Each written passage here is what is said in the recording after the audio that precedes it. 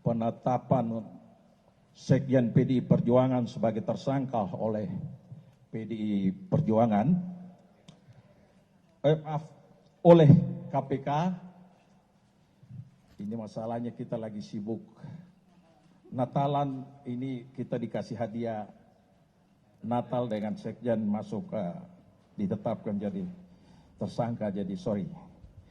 Nah, sebenarnya peristiwa ini mengkonfirmasi apa yang disampaikan oleh Ibu Ketua Umum pada tanggal 12 Desember bahwa partai akan di-out pada rencana Kongres nanti. Jadi ini sebenarnya penegasan. Jadi penetapan Sekjen sebagai tersangka hari ini semakin mengukuhkan keyakinan kami orang partai bahwa oh ya ini bagian dari membenarkan apa yang disampaikan oleh Ibu Ketua Umum.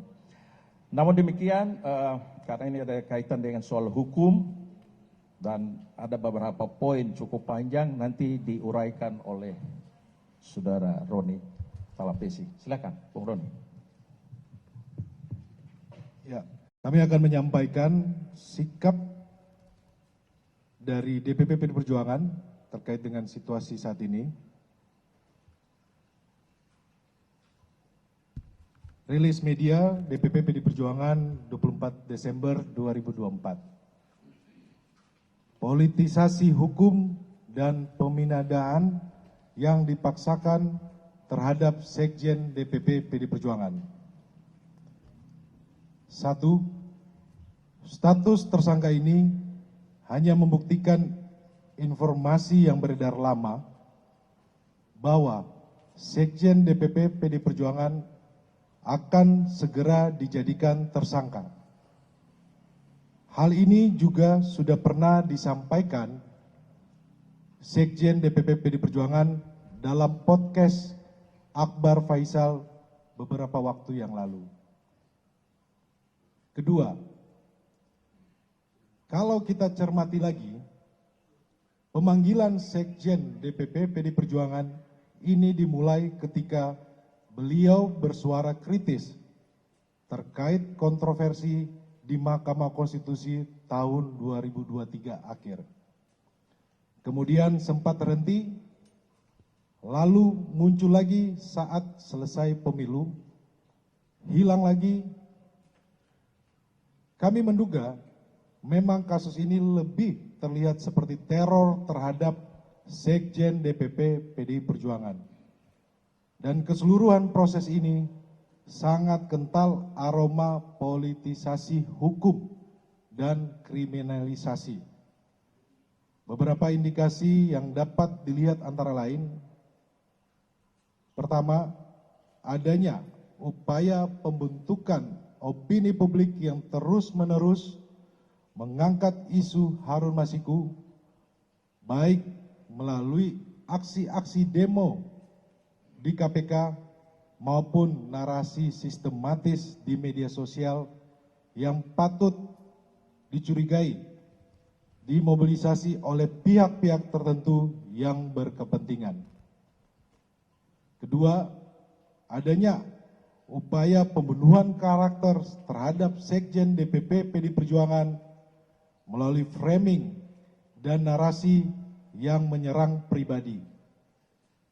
Ketiga, pembocoran surat pemberitahuan dimulainya penyidikan atau SPDP yang bersifat rahasia kepada media massa publik sebelum surat tersebut diterima yang bersangkutan. Kami menduga ini adalah upaya cipta kondisi untuk mendapatkan simpati publik. Semua dapat dilihat dan dinilai oleh publik. Ketiga, kasus suap Harun Masiku telah bersifat ingkrah atau disebut berkekuatan hukum tetap, dan para terdakwa bahkan sudah menyelesaikan masa hukuman.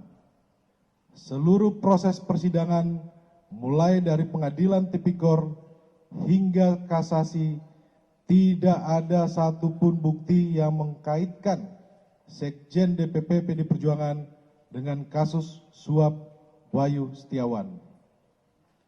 Keempat,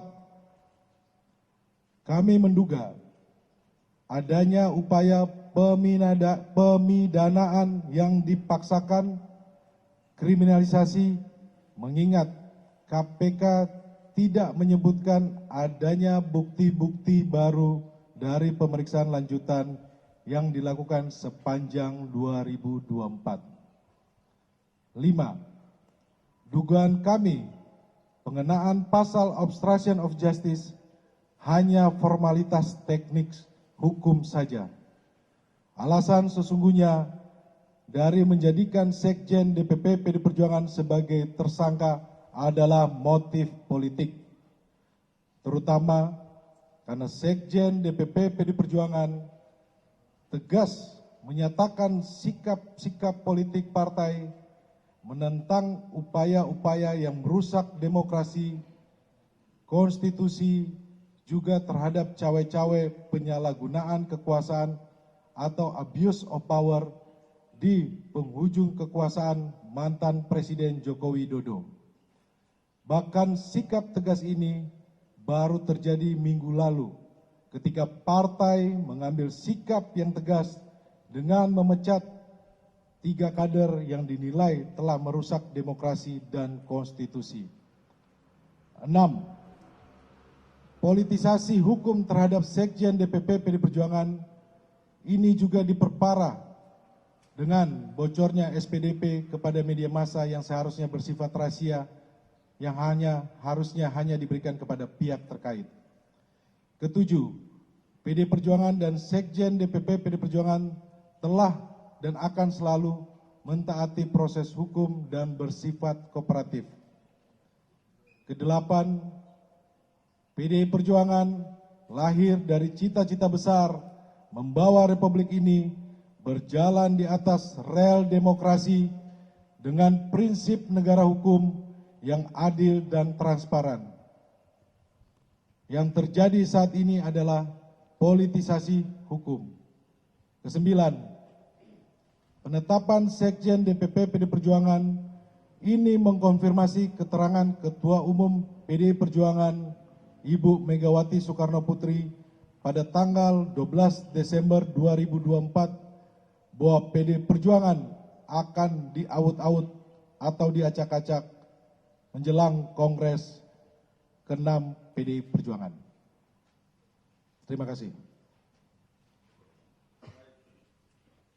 Terima kasih Bung Roni. Konfirmasi setiap perkembangan. Selamat malam dan selamat merayakan Natal 2024 dan Tahun Baru 2025. Merdeka! Terima kasih.